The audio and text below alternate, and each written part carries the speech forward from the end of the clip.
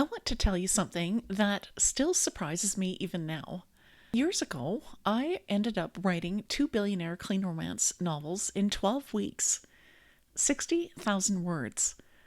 A full, complete story with a hero and a heroine that I loved, a plot that had real tension and heart, and an ending that left me genuinely moved and surprised in 12 weeks. I'm telling you that because I really want you to know that that's possible. It's not just theoretically possible, but it's actually practically sit down and do it possible. And today I want to walk you through exactly how I did it because I really believe that if you have a sweet romance story inside of you right now, you can have a finished draft in 12 weeks too. In case we haven't met, I'm Lorna Faith, and I write clean adventure fiction, and I also write contemporary sweet romance with my pen name Melody Archer.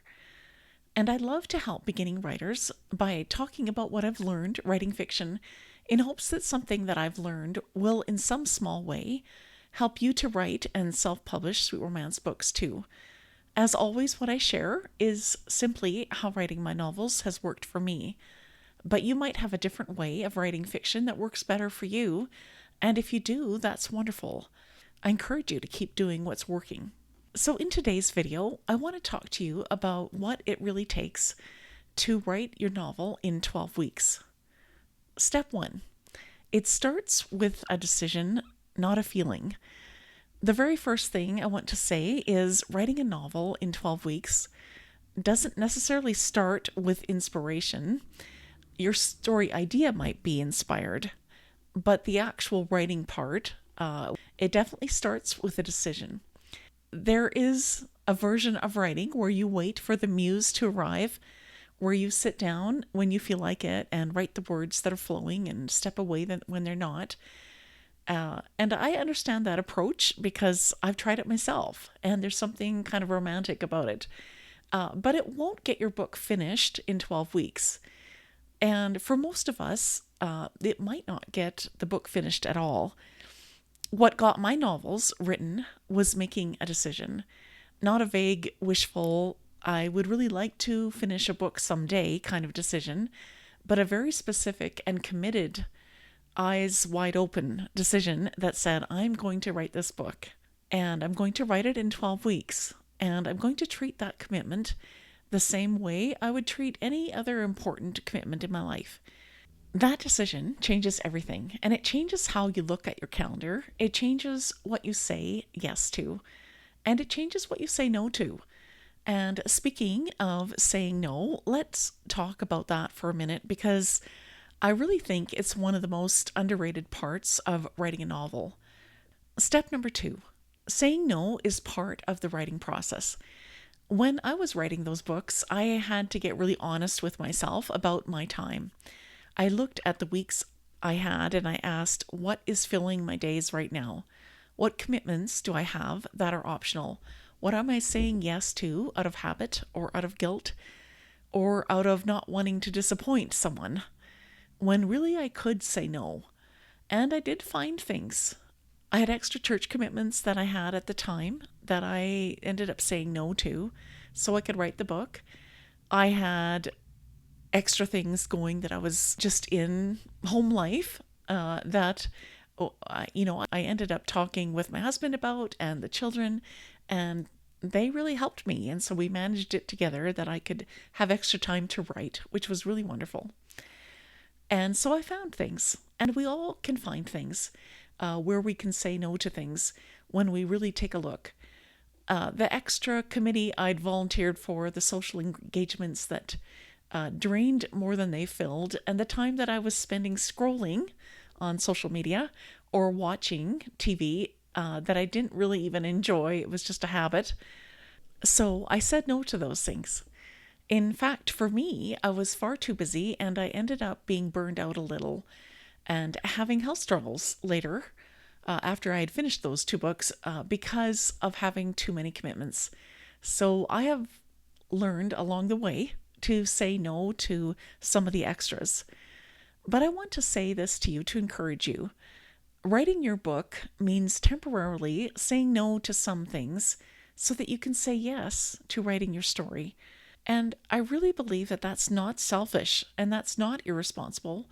That's the necessary, practical act of protecting the time you have so that you can write the story that's bubbling up inside of you. Now, you don't have to clear your entire schedule. I mean, I didn't. I still had a bit of a life with my family and a few other responsibilities, but I did make a deliberate choice. I guarded my writing time the way I would guard any other very important commitment, because it was very important to me. And I just want to encourage you that your book won't write itself in the leftover minutes at the end of the day when you've given everything else away.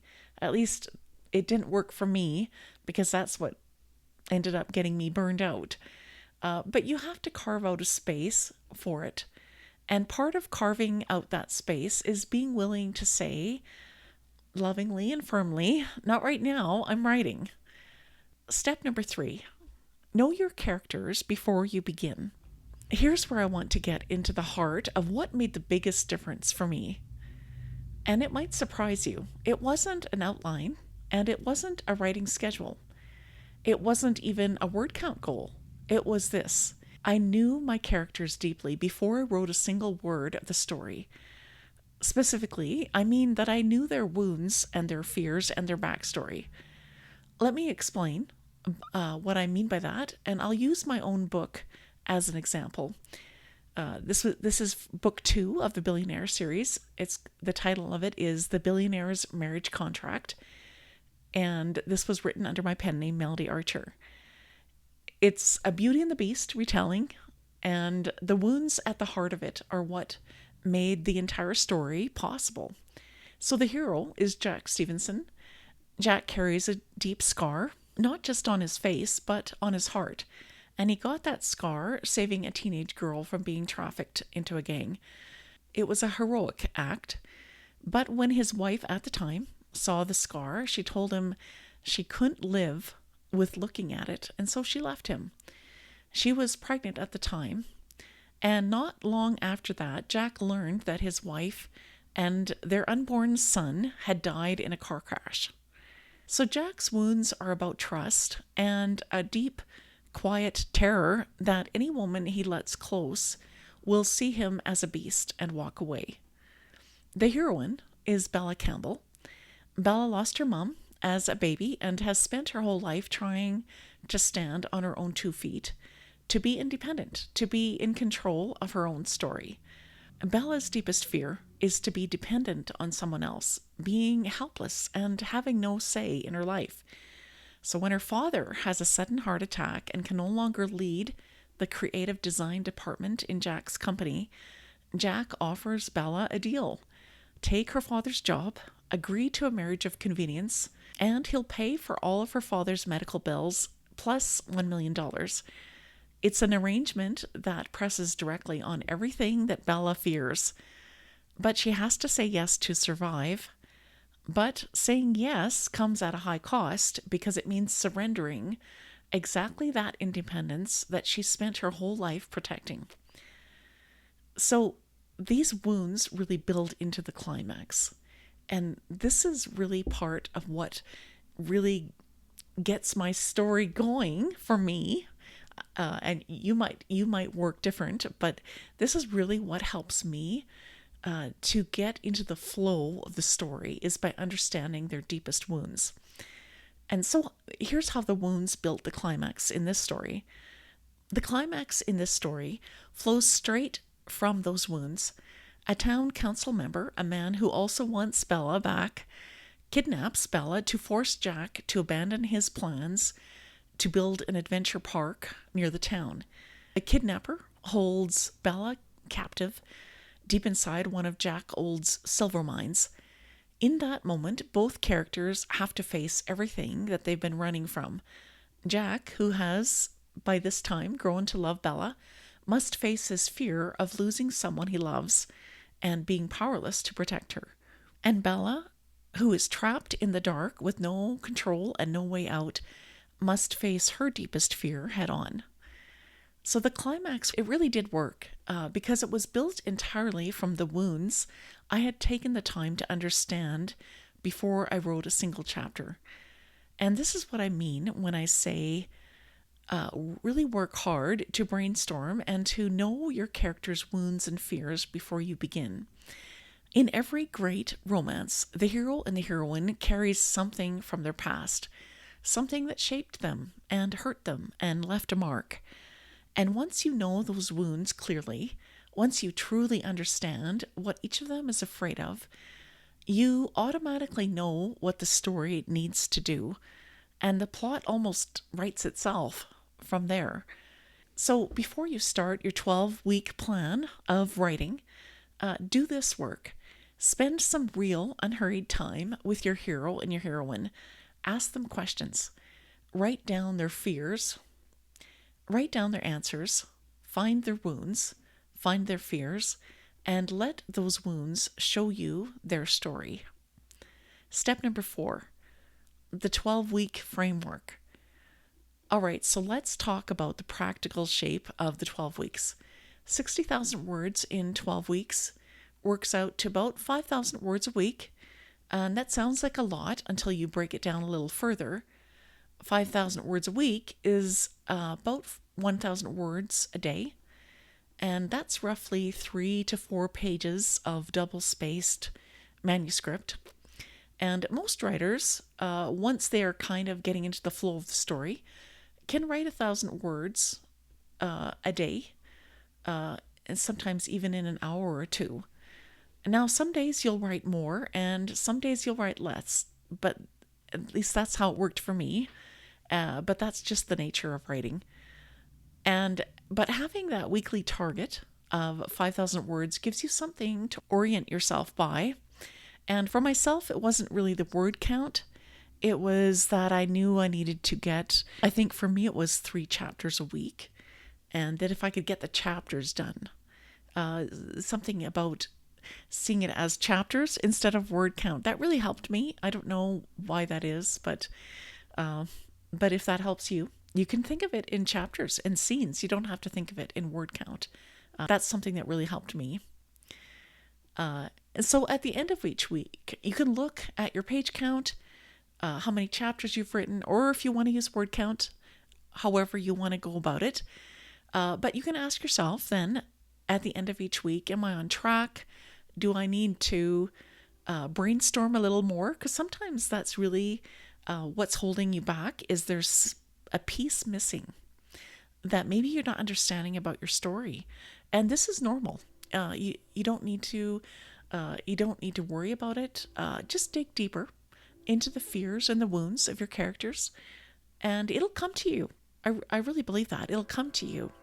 But having a weekly target of 5,000 words, or 3 chapters a week, or you could even say how many scenes you're going to write, but it gives you something to sort of orient you. And at the end of each week, you can look at your page count, or you can look at how many chapters you've written, usually 2 or 3, and ask yourself, am I on track? And do I need to push a little harder this week to make up the difference? And just as a side note, sometimes it's not necessarily about pushing harder. What it is about is digging deeper into who your characters are and their wounds and their fears, and even some of their close mentors and some of the situations. This is especially true if you're writing a mystery. You'll want to dig into maybe some of the villain's backstory. That's going to be a big one, is understanding the villain's fears, wounds, and why he or she has this goal of, wrecking the hero or the heroine's life, basically.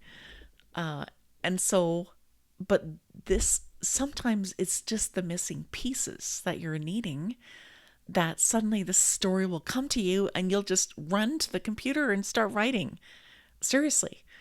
And it will just really help you. So I just want to encourage you with that, because sometimes it's not about pushing yourself. Sometimes it's about missing pieces. And if you can just take the time to brainstorm and get those missing pieces written down. Seriously, it'll start to flow. Your story will flow, and it's just a wonderful feeling when your story begins to flow like that. And the ideas just rush into your head like it's literally you can't type fast enough. And so I just wanted to add that little side note in case it helps you a little bit, because that's happened to me a few times, and I just love it. I love it when the story just comes to you like that. So let's move on to step number 5, a simple week by week rhythm. So let's talk about a simple way to think about the 12 weeks as a whole. Weeks 1 to 2 could be preparation. I think for myself, I actually used only 1 week as preparation because I had already been brainstorming my characters before that. Like I would just every once in a while, I'd sit with my laptop on the couch, my husband watching a movie, and I'd I'd just brainstorm. Okay, who are these characters? While the movie's playing, and I'm I'm brainstorming a character, but it really worked for me. And so, but you could use just 1 week as preparation, and then you'd have more time for drafting your story. In the preparation week, this is where you do your character, the deep work. You write your backstories, you find the wounds and the fears, and you sketch out the broad shape of the plot. How do they meet? What keeps pulling them together? And what pushes them apart? And what is the climax? And so, as a side note, for me, it's always been when I brainstorm both characters, the hero and the heroine, when I brainstorm their backstory, this is how I understand what their fears are. And often it's fears from childhood or in the young adult years. But when I figure out what their fears and their deepest wounds are, this is how I understand what the climax will be. And it really is a homing beacon for me. Seriously, it helps me to know where I'm headed, and it helps me to hit the target for my story when I'm writing that way. And so that's kind of a side note, but it's very important for me because the wounds and the fears for me tie directly into how the climax will be created, if that makes any sense. Anyway, I hope that helps you. But you'll also need to ask yourself what the resolution will look like. And but you don't need to know all the details yet. But if you had really deep understanding of their wounds and their fears, that really does help. So then we move on to drafting. So weeks 3 to 10 are drafting your story. So this is 8 weeks, and you can add more. You can do 1 week of preparation and have 9 weeks of drafting your story. So this is where you're writing your chapters and you're hitting your weekly targets, and you're not looking back and editing what you've written. You are writing your first draft now, and so your job is just to get into your creative brain and to keep writing. Give yourself permission for your first draft to be imperfect. That's very important because otherwise you'll stop yourself in the middle of your flow of creativity, and you don't want to do that. So just let it be imperfect. Just keep going. Write little side notes. That's what I do. Write little side notes as you're typing. Oh, I got to add this character here. I don't know what she's wearing. And I just put that in there. And I just keep going. So that's what I do. And then weeks 11 and 12 could be for a revision of your novel. And so these are where you revise your novel. You read back through what you've written. And you look for the places where the emotion isn't quite how you saw it in your mind's eye, where a scene needs more tension, where a character's voice has sort of drifted into something that you really didn't have in mind.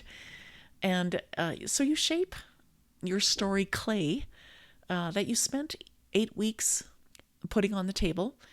And so not every week will go as planned. Life does happen.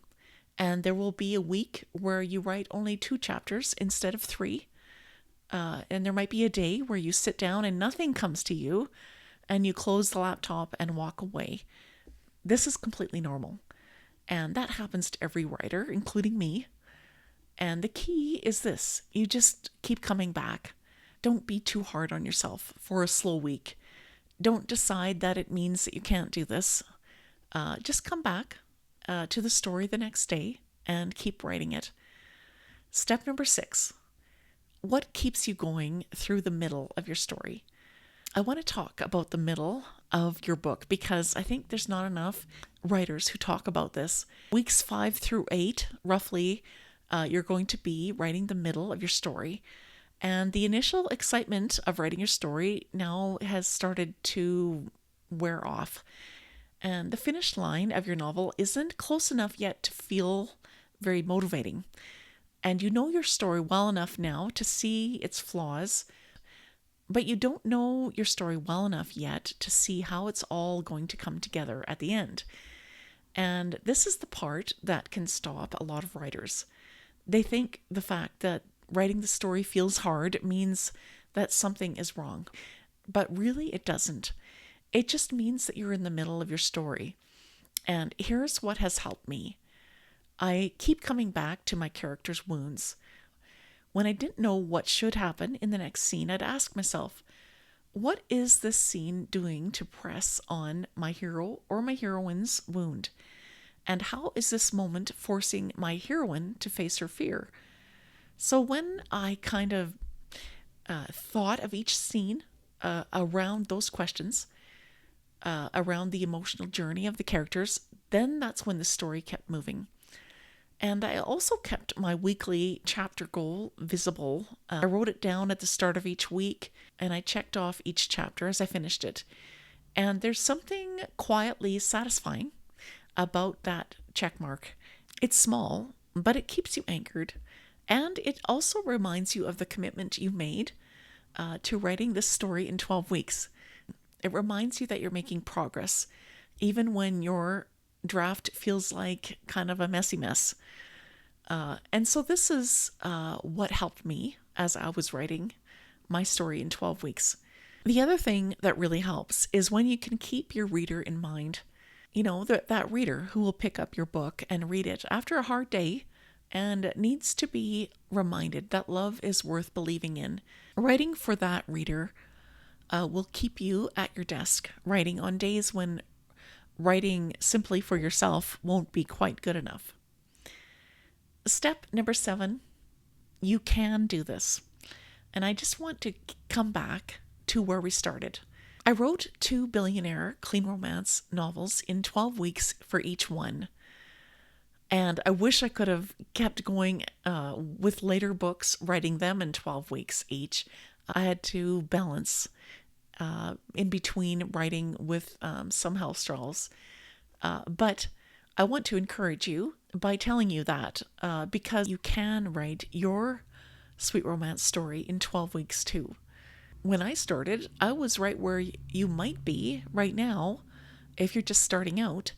I had a story in my imagination, but I had this quiet, persistent belief that I might not be able to write it, that I might not be able to finish my story. And writing the story in 12 weeks really taught me something that I carry with me still, that the story doesn't come from waiting until you're ready. The story really comes from deciding that you're ready and then doing the work and staying persistent, one chapter at a time, 1 week at a time, 12 weeks at a time, doing the character work, digging deeper, having the commitment and protecting your writing time, the weekly chapter goals, and the willingness to write imperfectly and to keep going anyway. These are simply habits that are practiced with intention. And you can do it too, exactly as you are, exactly where you are. And so I want to ask you something before you go. Is there a sweet romance story that you are pondering in your imagination right now? Maybe there's a hero you've been thinking about, or a heroine whose wound you sort of already know, but maybe you haven't written it down yet. If the answer is yes, then that's not nothing, that's something. And that's really the beginning of your story. And all that's left is a decision and 12 weeks. If today gave you even one thing to hold on to, whether it's the character wound, exercise, or the weekly chapter goal, or just the permission to believe that this is possible for you, I'd love to hear about it in the comments. Tell me your story. Tell me the book you are imagining, the one that you would like to work on. And if you'd love a step-by-step process for plotting your sweet romance, including how to build those character backstories and finding the wounds that will drive your story forward, I'd love for you to join me inside my Sweet Romance mini course, Write With Me, Write Your First Sweet Romance. You can find the link below this video. Remember, you do have a story worth telling, so go ahead and write that story that you love. I'll see you in the next video.